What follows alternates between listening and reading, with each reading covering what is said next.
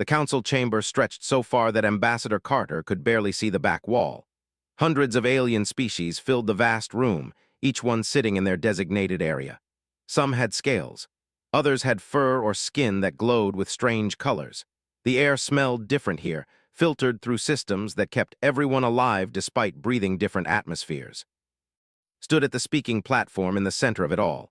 She wore the gray uniform of Earth's diplomatic service. It was simple, no decorations except for a small patch showing the blue and green planet she called home. She had been arguing her case for 3 hours now, and she was tired. "The Empire has moved 15 battle fleets to our border regions," she said, her voice steady despite her exhaustion. "They have established military bases on 3 uninhabited worlds that we claimed for colonization. They are clearly preparing for hostile action." High Archon rose from his seat. He was tall even for a with dark purple skin and 4 arms. His species had ruled this part of space for 3,000 years. When he spoke, his voice carried authority that made smaller species flinch. "The human speaks of preparation," said his tone mocking. "But preparation for what? Defense against human expansion. Humanity has been in space for barely a century. You have 50 colonies. We have 500. Your fleet numbers in the hundreds. Ours numbers in the thousands. You claim territories that have belonged to greater civilizations since before your species learned to make fire." Other council members murmured. Some agreed with others stayed silent. Noticed that the species who had once been conquered by the said nothing at all. "We are not claiming ancient territories," replied. "We are settling uninhabited worlds in neutral space, the same space that your empire abandoned centuries ago. International law supports our claims." Laughed, it was a harsh sound that echoed through the chamber. "International law? How quaint. The law exists because we who have power allow it to exist. You humans forget your place. You arrive in this galaxy yesterday, and today you demand equal treatment with empires that span 1,000 worlds." The council mediator, an alien named Aura from a neutral species, tried to restore order. "The council recognizes humanity's right to expansion within legal frameworks. However, we also recognize the Empire's security concerns. Perhaps a compromise can be reached." Wanted to scream? A compromise, always a compromise. The council always found ways to avoid confronting the Empire. They were too powerful, too old, too established. Easier to ask the humans to give ground than to stand up to. "Ambassador Carter," Aura continued, "would Earth consider limiting colonial expansion in the disputed sectors for a period of 10 years while territorial boundaries are formally established?" "And during those 10 years," asked, "what stops them from claiming every world we have already settled?" "The Council's protection, of course," Aura said, but her voice lacked conviction. Looked around the chamber. She saw the faces of dozens of species who had learned to bow before power. She saw the empty seats where 3 species used to sit before they had absorbed them into their empire. She understood then that Earth would get no help here. "Earth will consider the Council's proposal," she said formally. It was a lie and everyone knew it, but it was the lie that allowed the session to end. As the council members filed out, walked back to her private quarters on the station, she sent an encrypted message to Earth. Admiral Daniel Hayes would receive it in 6 hours, accounting for the communication delay. On Earth, Admiral Hayes sat in his office at Earth Defense Command. The walls were covered with screens showing fleet positions, colony locations, and intelligence reports. He was 60 years old, with gray hair cut military short and lines on his face from 4 decades of service. He had joined Earth's defense forces when humanity first encountered alien life. He had seen the wonders of the galaxy and its dangers. His tactical officer, Commander Jacob Porter, entered the room carrying a data pad. Jacob was younger, only 40, with dark skin and sharp eyes that missed nothing. "Sir, we have updated intelligence on fleet movements," Jacob said. Hayes took the pad and studied it. The news was not good. They were not just positioning forces near human space. They were moving them into attack formations, specific attack formations designed for planetary assault. "Where are our defensive fleets?" Hayes asked. "Battle Group 3 is in the Outer Rim, 2 days from the nearest colonies. Battle Group 7 is closer, but they are undergoing repairs at the shipyards. Battle Group 1 is here, protecting Earth and the core worlds." Hayes nodded slowly. He pulled up a map of human space. 50 colonies spread across 200 light years. Most of them were new, established in the last 20 years. Their populations ranged from a few thousand to several million. They had minimal defenses because Earth's fleet could not be everywhere at once. His eyes stopped on one colony. New Terra, population 10 million. It was one of humanity's success stories, a world that had been fully terraformed with breathable air and growing cities. Families lived there, children who had been born under alien suns, scientists, farmers, teachers, miners, good people building a new life. New Terra's defenses consisted of 6 orbital defense platforms and a garrison of 200 soldiers. Against pirates, that was enough. Against a battle fleet, it was nothing. "Send orders to Battle Group 3, Hayes said. "They are to proceed to New Terra immediately, maximum speed." "Sir, that will leave the outer rim exposed." "I know, do it anyway." Jacob left to carry out the orders. Hayes sat alone, staring at the map. He had a feeling he could not shake. Something his father had told him long ago, back when Hayes was just a young officer. His father had fought in Earth's last major war before humanity reached the stars. "Son," his father had said, "when an enemy stops talking and starts moving, you better start moving too, because they have already decided what they are going to do." The head stopped talking. Hayes opened a secure channel to Captain Freeman, the officer in charge of Colonial Defense Coordination. Her face appeared on his screen. She looked worried. "Captain, I need you to send a priority alert to all colonies in the border regions," Hayes said. "Full defensive protocols. Civilian evacuation plans should be reviewed and ready for immediate implementation." "Sir, that will cause panic." "Better panic than unpreparedness. Send the alert." "Yes, sir." The channel closed. Hayes looked at the map again. New Terra glowed on the screen, a green dot representing 10 million lives. Battle Group 3 would take 3 days to get there at maximum speed. 3 days. He hoped it would be enough time. But deep in his gut, in the place where instinct lived, he knew it would not be. Across the galaxy, on the flagship Supremacy, High Archon met with his military commanders. The ship was massive, 5 kilometers long, bristling with weapons that could crack a planet's crust. Around it, 300 other warships waited in perfect formation. "The humans have been given every opportunity to submit," told his officers. "They refuse, they continue to expand, they continue to act as if they are our equals. This cannot stand." His chief military advisor, War Commander, nodded. "The operation is ready. We have selected the target carefully. New Terra, large population, minimal defenses, perfect for making an example." "And the broadcast?" asked. "All channels, every species in the galaxy will watch. We will show them what happens to species who overreach, who forget their place." Smiled, it was not a pleasant expression. "Good, proceed with the operation. I want the humans to understand that their expansion ends now. Submit to authority or watch their colonies burn one by one until they have nowhere left to hide." The orders went out. 300 warships engaged their jump drives. In a flash of twisted space, they vanished from territory and began their journey toward New Terra.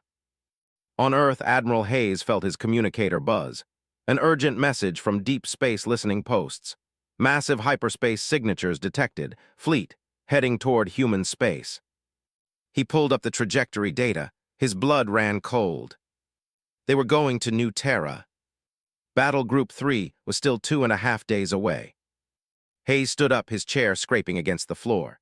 He walked to the window and looked out at Earth below, beautiful and blue and alive. He thought about New Terra, about the families there, the children in schools, the people who had left Earth to build something new among the stars. Governor Richardson stood on the balcony of the new university campus and smiled. Below him, students from across human space walked between buildings, talking and laughing.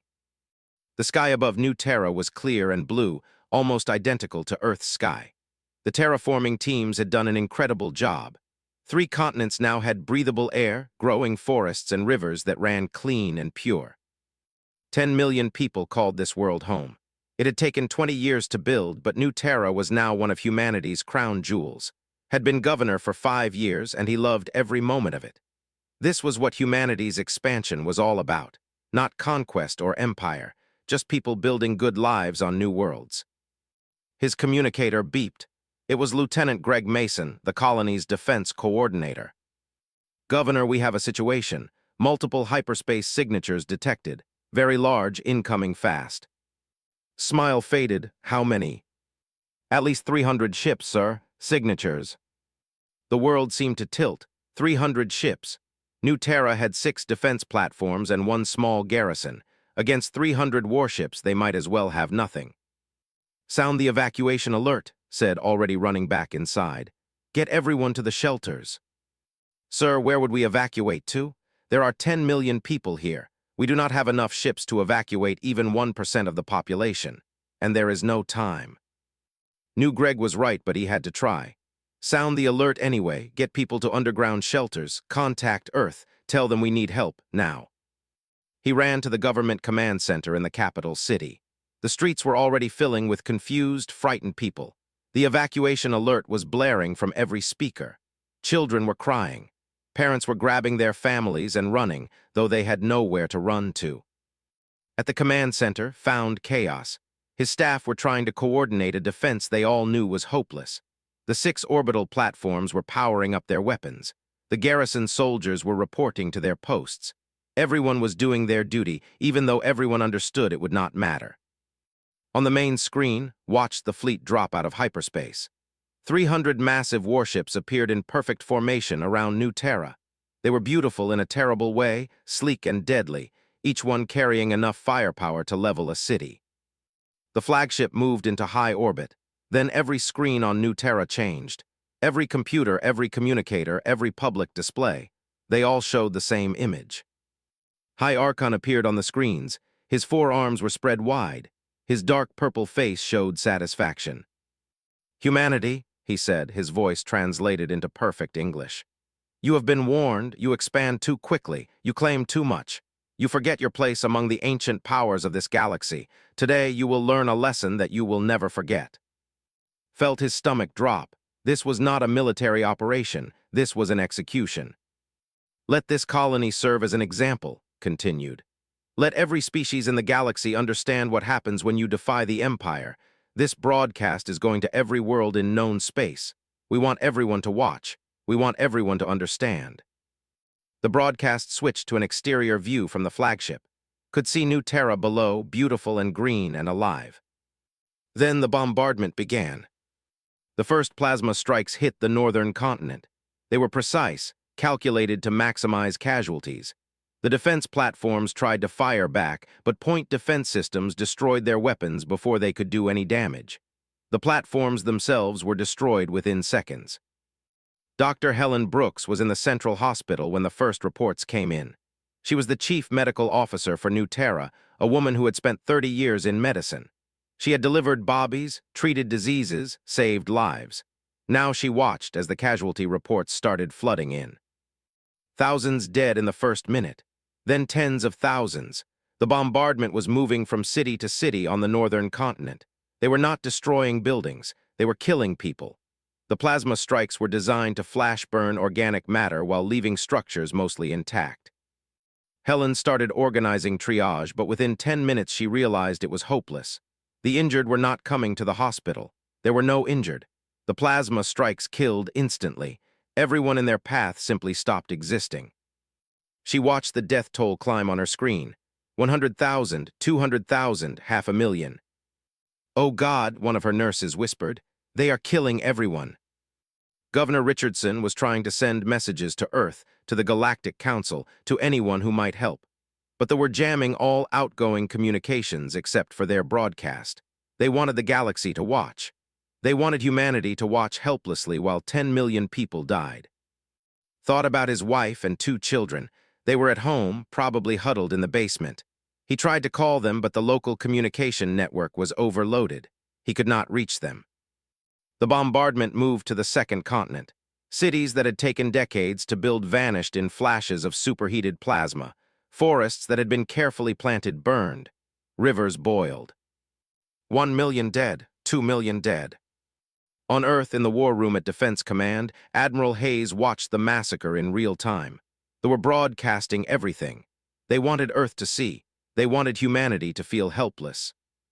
Commander Jacob Porter stood beside Hayes, his hands clenched into fists so tight his knuckles had gone white.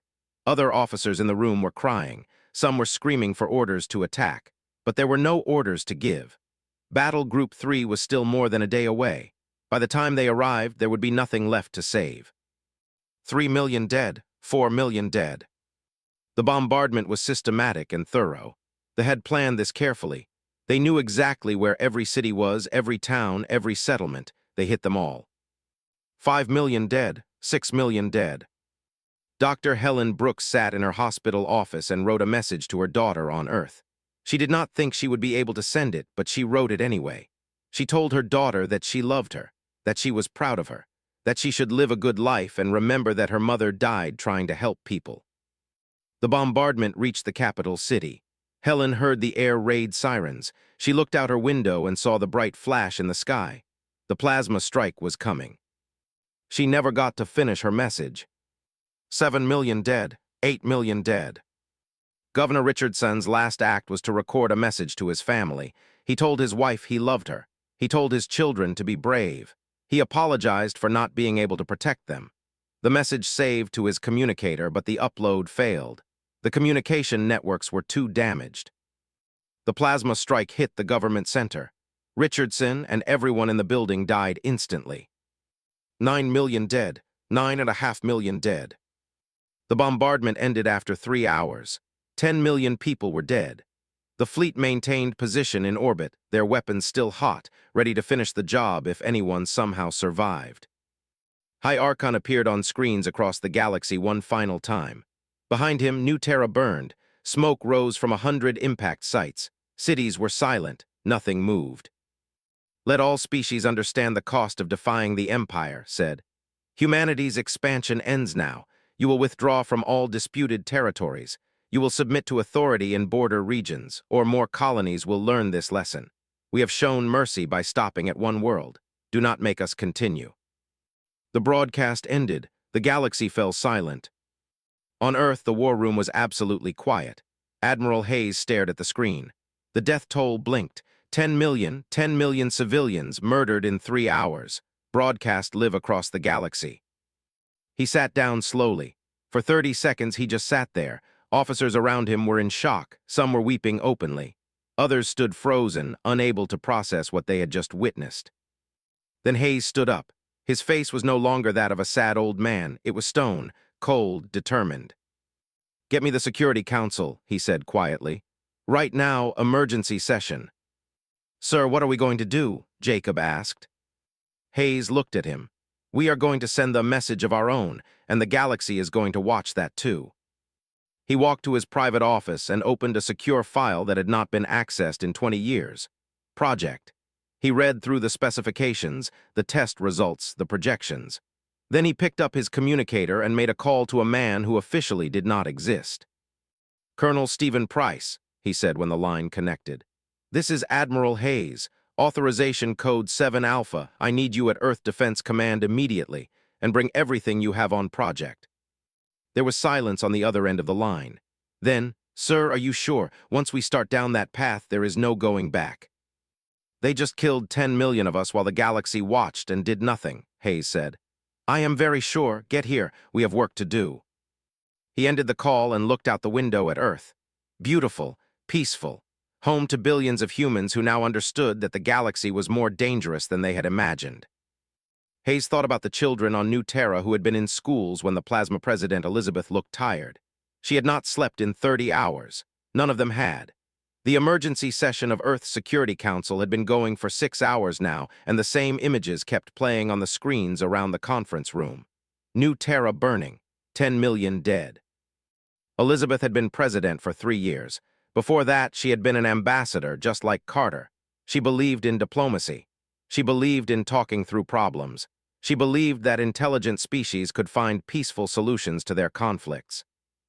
They had just shown her how naive that belief was. Admiral Daniel Hayes stood at the head of the table, presenting the military situation. Around him sat the 15 members of Earth's Security Council, the people who made the most important decisions for all of humanity. The Empire has 20 times our fleet's strength, Hayes said. His voice was calm, but everyone could hear the anger beneath it. Their technology is more advanced than ours in most areas. In a conventional war, we would lose. They would destroy our fleets, occupy our colonies, and eventually reach Earth itself. The Galactic Council will not help us. They proved that by doing nothing while they murdered 10 million civilians. One council member, a man named Victor who represented the Asian colonies, spoke up. Then what choice do we have except to negotiate, to give them what they want? And what happens the next time they want something? Hayes asked. What happens when they demand we abandon another 10 colonies, or 20, or when they decide Earth itself is too much for us to keep? The just showed the entire galaxy that humans can be slaughtered with no consequences. If we do nothing, we are finished. What are you suggesting? President asked quietly. Hayes took a breath. Project. The room went silent. Several council members looked confused. A few looked shocked. Most had never heard of Project. It was classified at a level beyond top secret. Hayes nodded to a man standing by the door. Colonel Stephen Price entered the room.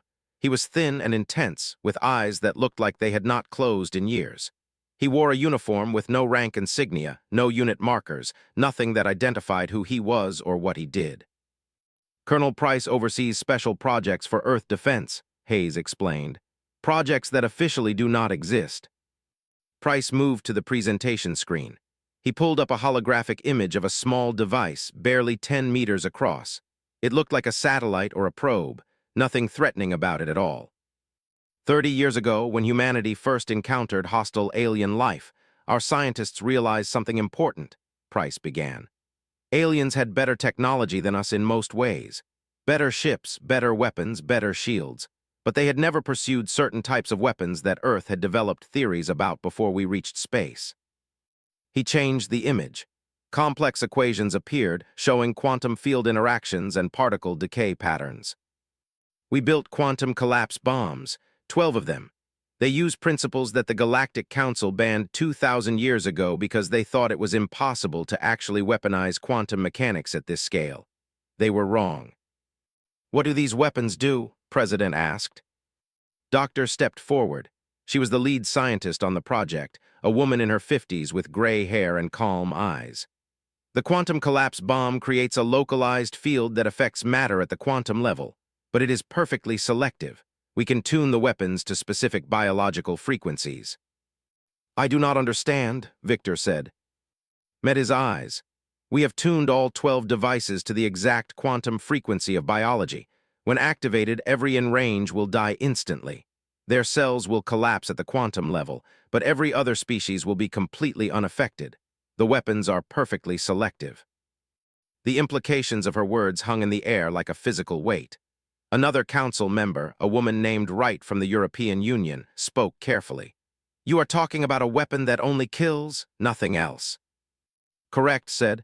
We tested it extensively. Humans, other aliens, even bacteria and plants are unaffected. Only them. What is the range? Asked quietly. Colonel Price answered. 12 light years, Madam President. We deploy the 12 devices in a sphere formation around the home system. We activate them simultaneously. Every in that system dies. That includes their orbital stations, their leadership. Approximately 42 billion individuals. The number hit like a bomb itself. 42 billion, more than 4 times the entire population of Earth. You are talking about genocide? Someone whispered. They just killed 10 million of us as a warning shot, Hayes said, his voice hard. They broadcast it across the galaxy. They wanted us to watch.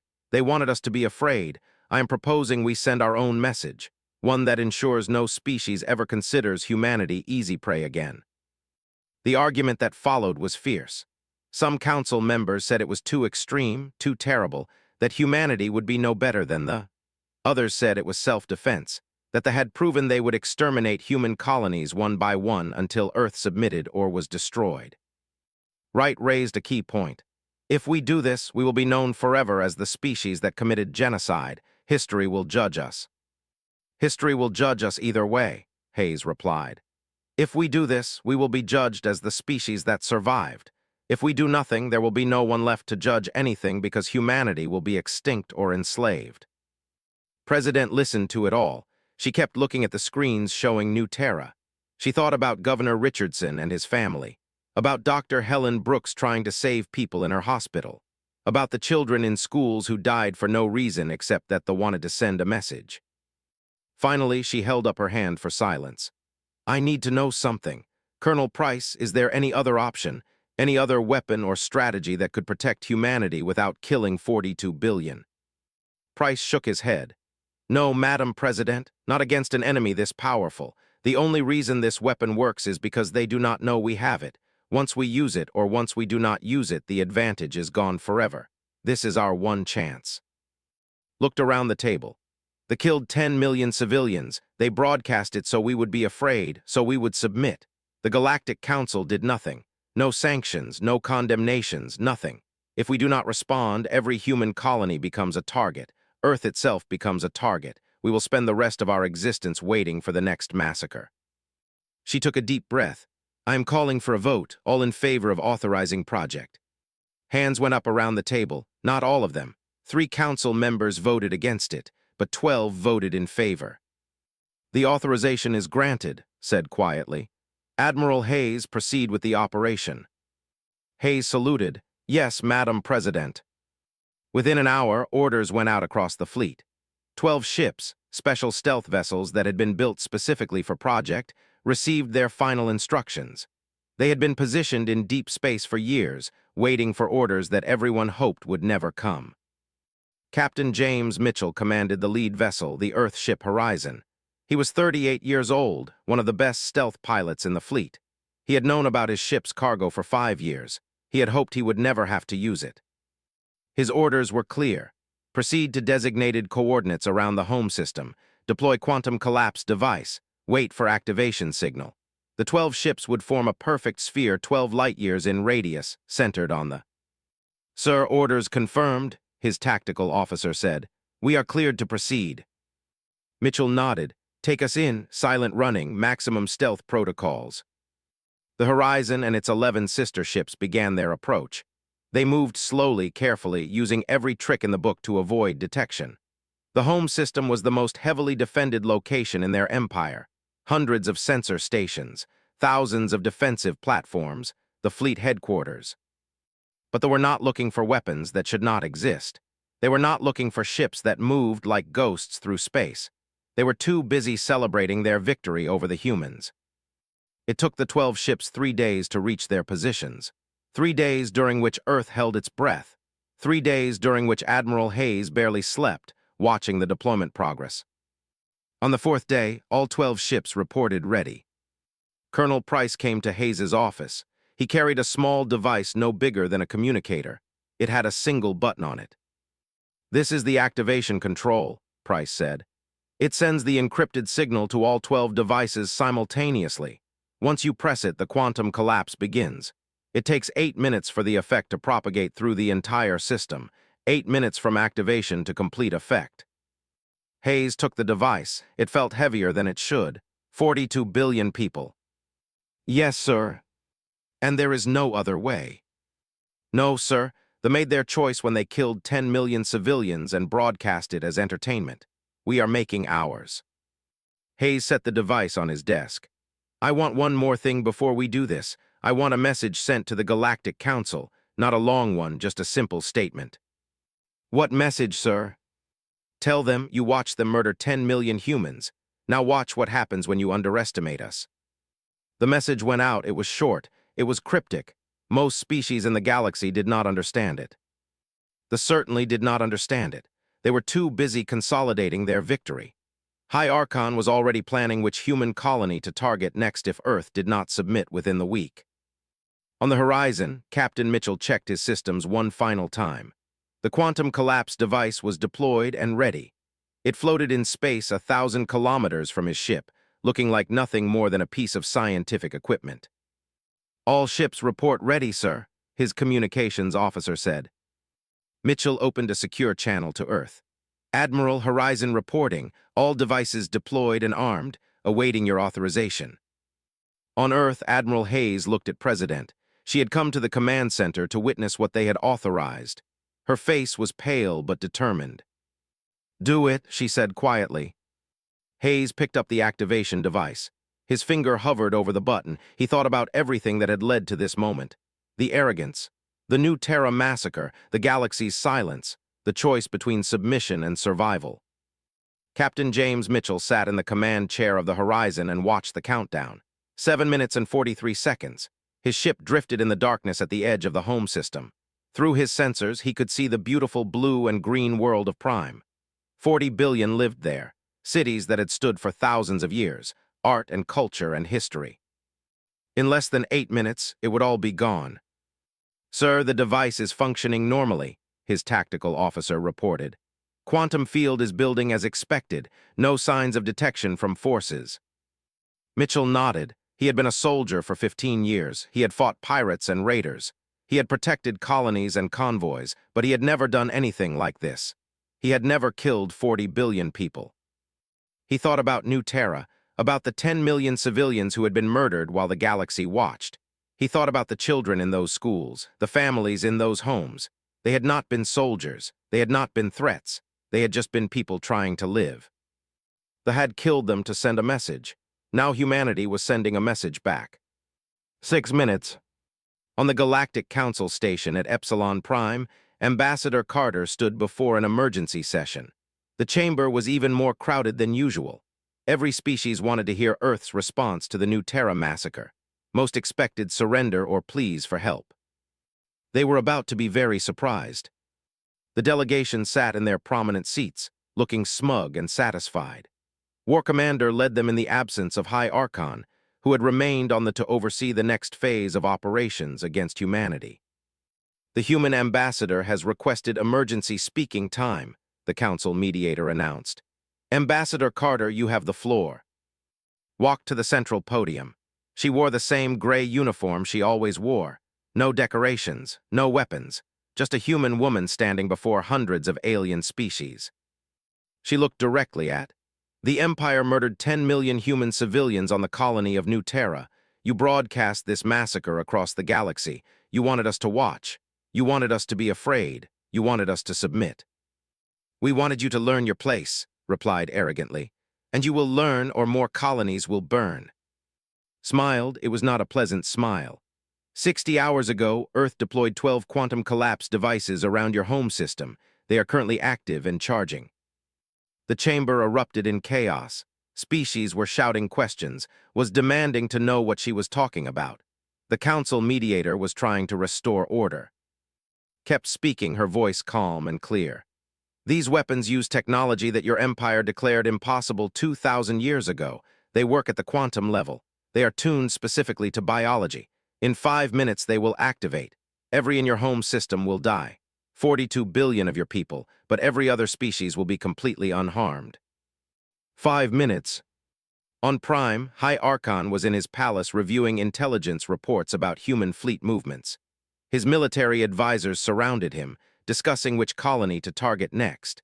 They were considering a world called New Boston, which had a population of 3 million. An urgent alert interrupted the meeting. A junior officer burst into the room, breaking every protocol. "High Archon, emergency from our deep space sensors. They have detected quantum energy signatures, impossible signatures, around our system. 12 locations forming a sphere." Stood up, "What are you talking about?" "The humans, sir. They have deployed some kind of quantum weapons. Our scientists are analyzing them now, but they say the signatures match theoretical weapons that we believed could never be built. Sir, the weapons are active. They are charging." For the first time in his long life, felt fear, real fear. He activated the communication system to contact his fleet, to order evacuation, to do something. But even as he gave the orders, he knew it was too late. 42 billion people, hundreds of orbital stations, the entire heart of the Empire. How could you evacuate all of that in 5 minutes? You could not. 4 minutes.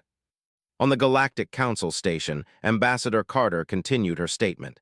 "You murdered 10 million humans and broadcast it for entertainment. You wanted to show the galaxy that humans were weak, that we could be attacked without consequence, that we were acceptable targets."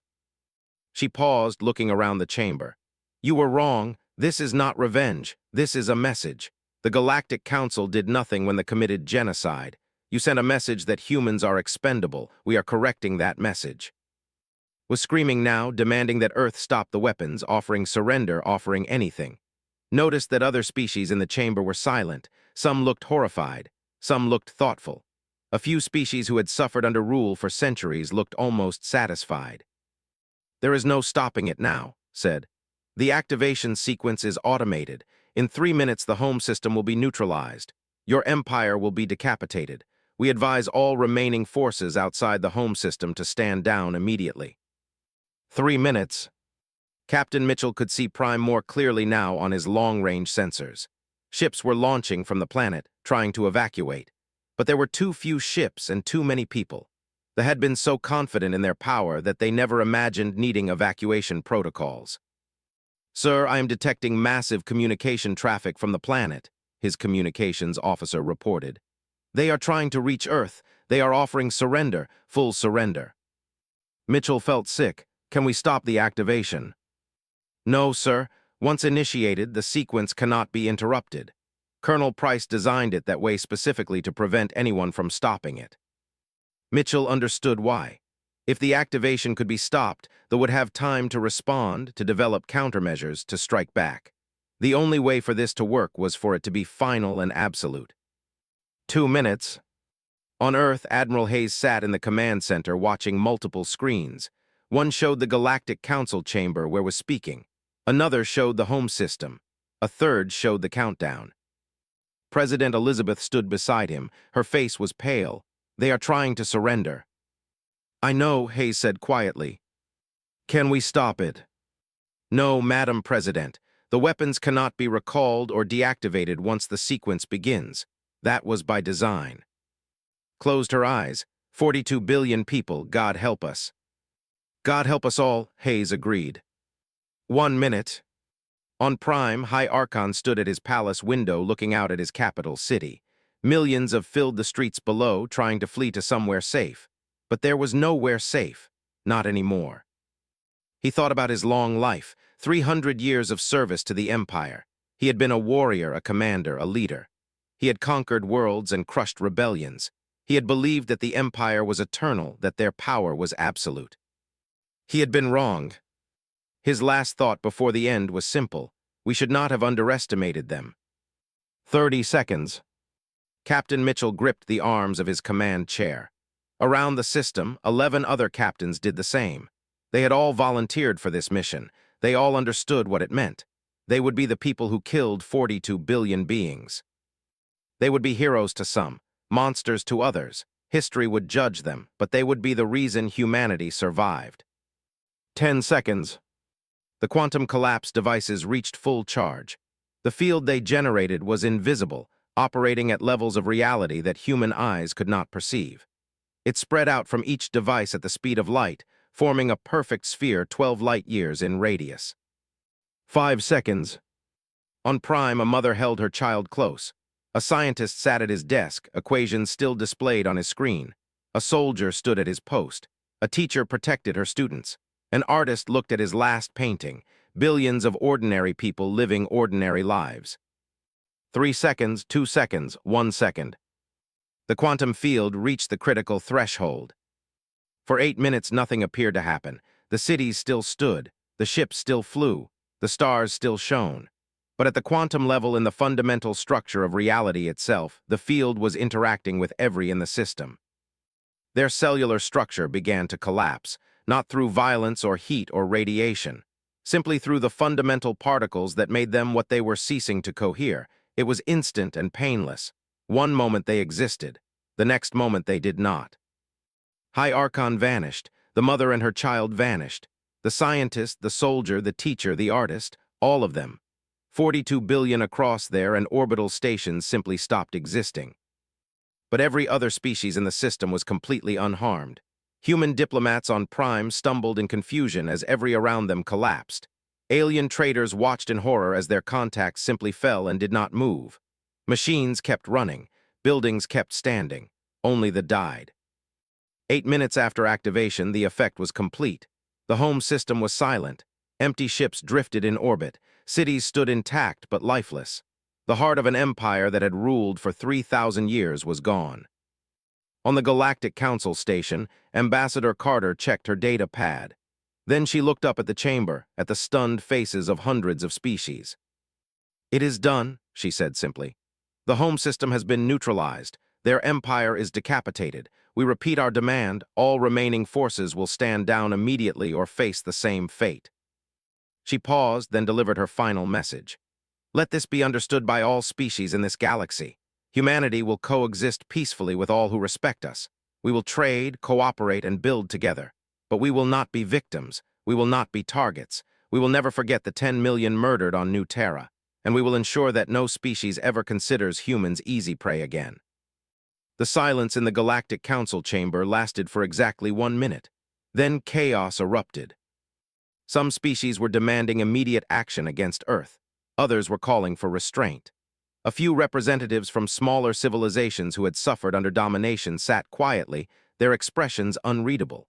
The chamber filled with shouting in 100 different languages, all translated into a cacophony of anger, fear, and shock. Ambassador Carter stood at the podium and waited. She had delivered her message.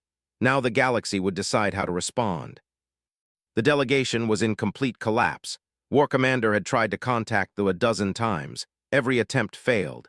The entire system was silent. No responses, no signals, nothing.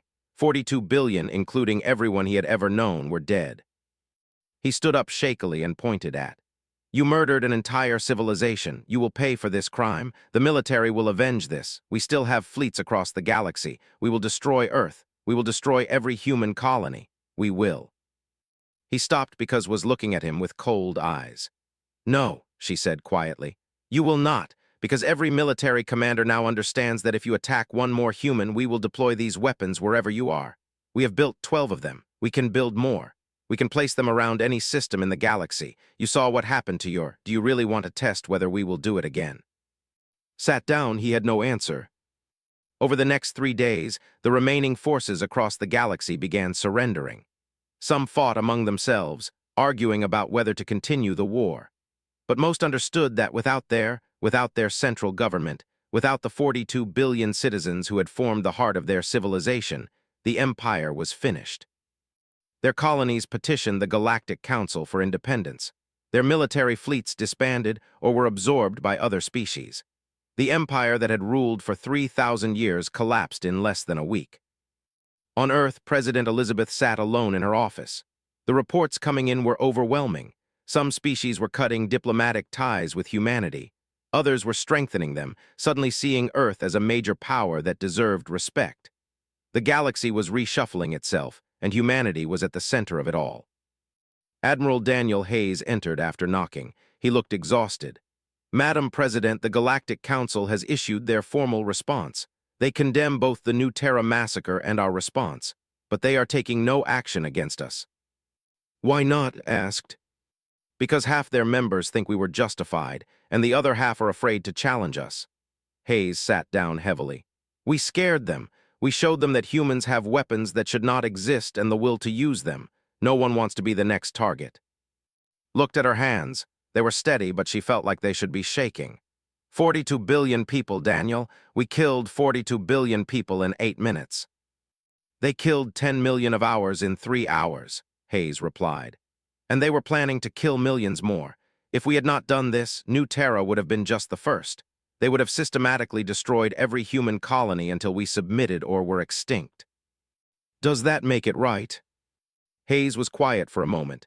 I do not know, ma'am. I am a soldier, not a philosopher. I know that humanity is still here. Our colonies are safe. Our people have a future. Whether that justifies what we did, history will have to decide. Nodded slowly. I am resigning, effective immediately. Vice President Martin will take over. He did not authorize this. The responsibility should not fall on him. Madam President. I made the choice, Daniel. I gave the authorization. 42 billion deaths are on my conscience and mine alone. I will not burden anyone else with that. And I will not let history forget that a human being made this choice, not some faceless government or military machine. 2 weeks later, Elizabeth left office. She did not give speeches or write memoirs. She moved to a small house in rural Montana and spent her days in silence. Some called her a hero, some called her a monster. She never responded to either. Ambassador Carter also resigned. She returned to Earth and refused all interviews or speaking engagements. She had delivered humanity's message to the galaxy. She had stood before hundreds of alien species and announced the death of 42 billion. That was enough for one lifetime. Admiral Hayes remained in his position. Someone had to manage Earth's defense forces. Someone had to coordinate the new reality of human space. He carried the weight of his decision every day, but he carried it quietly and kept doing his job. Colonel Stephen Price and Doctor continued their work on classified projects. The remaining quantum collapse devices were deactivated and placed in secure storage. The research data was locked away under protocols that required unanimous Security Council approval to access. But everyone knew the knowledge existed. That was enough to make species cautious around humanity. 5 years after the New Terra massacre and the destruction of the home system, the galaxy had settled into a new balance. Humanity had become a major power almost overnight, not through conquest or expansion, but through fear and respect in equal measure. On New Terra, reconstruction had transformed the colony. Governor Alan Foster, who had been appointed after Richardson's death, oversaw the rebuilding effort. The population had grown back to 5 million, with more arriving every month. The cities were new but built on the bones of the old. Everyone who lived there understood what had happened. They lived on a memorial. At the center of the rebuilt capital stood a monument. Black stone carved with 10 million names. Every person who had died in the massacre was remembered there. Above the names, a simple inscription read, "They were murdered so that others might live in fear. Instead, their deaths ensured humanity would never be victims again." Dr. Karen Pierce stood before the memorial. She had been Dr. Helen Brooks's assistant, one of the few medical staff who survived because she had been in a remote research station when the bombardment hit. She had chosen to stay on New Terra, to rebuild, to honor the memory of her mentor and the millions who died. "I still miss you, Helen," she said quietly to the stone. "I hope we made the right choice. I hope you would understand why we did what we did." The stone had no answer. Across the galaxy, the former territories had become a patchwork of independent civilizations. Some prospered. Some struggled. None of them tried to reform the empire. They had learned that empires built on fear and domination eventually meet something they cannot dominate. The Galactic Council's investigation into the New Terra massacre concluded with a formal finding that the attack had been a premeditated act of genocide. The report noted, in careful diplomatic language, that Earth's response had been disproportionate but understandable given the circumstances, and the Council's failure to protect human civilians. Some species still viewed humanity with suspicion and fear. They called humans the species that committed genocide and should never be trusted. Others saw humans as the species that would stand up to bullies and protect the weak. Most were simply cautious, understanding that humans had proven themselves capable of terrible things when pushed to the edge. Trade with Earth increased dramatically. Some of it was genuine commerce. Some of it was species trying to stay on humanity's good side. Earth did not refuse either kind. The colonies grew. New settlements were established, and every one of them was protected by defense fleets that were larger and more capable than ever before. In a secure facility beneath Earth Defense Command, the 12 quantum collapse devices remained in storage. They were inactive, monitored constantly, secured by every protocol imaginable. But everyone in Earth's government knew they existed. Everyone knew they could be reactivated. Everyone knew that humanity had crossed a line and could cross it again if necessary. That knowledge shaped every interaction between humans and other species. Some called it diplomacy through fear. Others called it peace through strength. It was probably both. 10 years after the destruction of the home system, a young journalist asked Admiral Hayes, now retired, whether he regretted his decision. They sat in a small cafe in New York, surrounded by ordinary people living ordinary lives. Hayes thought about the question for a long time. Then he said, "Every day I think about those 42 billion. Every night I see their faces, even though I never actually saw them. I carry that weight, and I will carry it until the day I die." "But do you regret it?" the journalist pressed. Hayes looked out the window at the busy street. Humans walking, talking, living, children playing, families together, all of them alive because of a choice he had made. If they had not been stopped, those 10 million on New Terra would have been just the beginning. They would have systematically exterminated every human colony. Hundreds of millions would have died. Maybe billions. Earth itself might have been destroyed. So no, I do not regret protecting my species, but I will never forget the price we paid to do it. The journalist published the interview. Some people praised Hayes as a hero. Some condemned him as a war criminal. Most just read the words and thought about what they would have done in his place. On New Terra, the children who had been born after the massacre grew up hearing stories about what had happened. They learned about the 10 million who died. They learned about the 42 billion who died in response. They learned that their world existed because of both tragedies. A teacher named Maria Foster, daughter of Governor Alan Foster, taught history at the rebuilt university. She always spent extra time on the New Terra massacre and its aftermath. She made sure her students understood the complexity, the moral weight, the terrible choices that had been made. "We remember both," she told her classes. "We remember our 10 million who were murdered. We remember the 42 billion who died in response. We remember because forgetting makes it easier to repeat history, and we must never repeat this history." One student raised her hand. "But it worked, didn't it? No one attacks humans anymore. We are safe." Maria looked at her carefully. "We are safe because the galaxy fears us. They fear that if they attack us, we will do to them what we did to the... Is that the kind of safety you want? Safety built on fear and the threat of genocide?" The student had no answer. "That is the question every generation of humans will have to face," Maria continued. "How do we remain safe without becoming the thing we defended ourselves against? How do we show strength without threatening everyone around us? How do we remember 10 million murdered civilians without using their deaths to justify anything we choose to do?" The class fell silent, thinking about her words. In the Galactic Council chamber on Epsilon Prime, a memorial had been erected. It was smaller than the one on New Terra, but equally important. It listed the New Terra massacre and the destruction of the home system as twin tragedies that had reshaped galactic civilization. The inscription read, "Let all species remember, violence answered with violence breeds only fear. May we learn from these deaths to build a better future."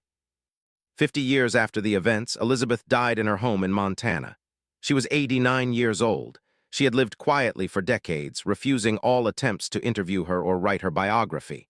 Her final words, recorded by the nurse who attended her, were simple. "I hope I made the right choice. I hope they can forgive me." No one knew if she meant the 10 million humans or the 42 billion, probably both. Admiral Daniel Hayes died 2 years later. His funeral was attended by thousands, including representatives from dozens of alien species. Some came to honor a man who had protected his people. Some came to show respect for a leader who had made an impossible choice. All of them understood that his decision had changed the galaxy forever. On New Terra, now a thriving world of 12 million people, the memorial remained at the heart of the capital. Every year on the anniversary of the massacre, the entire colony observed a moment of silence. 10 million names on black stone, a reminder of what had been lost and what had been done in response. And throughout human space, in every colony and every settlement, people lived their lives. They built homes, raised families, pursued dreams. They lived because someone had made a terrible choice to ensure they could live. Whether that choice was right or wrong, whether it was justified or monstrous, whether it was necessary or excessive, remained a question without a clear answer. Every generation of humans debated it. Every civilization in the galaxy formed their own opinion. But one thing was certain: the galaxy had learned that humanity, when pushed to the edge, did not fall. They pushed back, they survived, they endured. And they would never forget the 10 million who died to teach the galaxy that lesson. The story ended not with triumph, but with somber reflection. Humanity had survived. They had secured their place among the stars, but they had paid a price that would echo through history forever. 42 billion lives ended in 8 minutes, as a response to 10 million lives ended in 3 hours. Was it worth it? Was it justified? Was it right?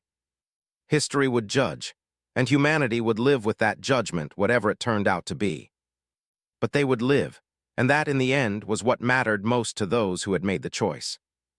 The council chamber was absolutely silent. Closed her statement, "Earth yields the floor." The galaxy had just learned that when you push humans to the edge, they do not fall, they push back. He pressed the button. The signal went out, encrypted and unstoppable. In 12 locations around the home system, quantum collapse devices activated. The countdown had begun, 8 minutes until 42 billion died. And the galaxy was about to learn that humanity did not bluff. Struck, he thought about Dr. Helen Brooks and Governor Richardson, and the millions of others who had simply wanted to live good lives on a new world. They had wanted to send a message. They had wanted to make humanity afraid. They had wanted to break human expansion and force submission. They had made a terrible mistake. Because now humanity was going to send a message back, and it would be a message the galaxy would never forget. "God help us all," he whispered.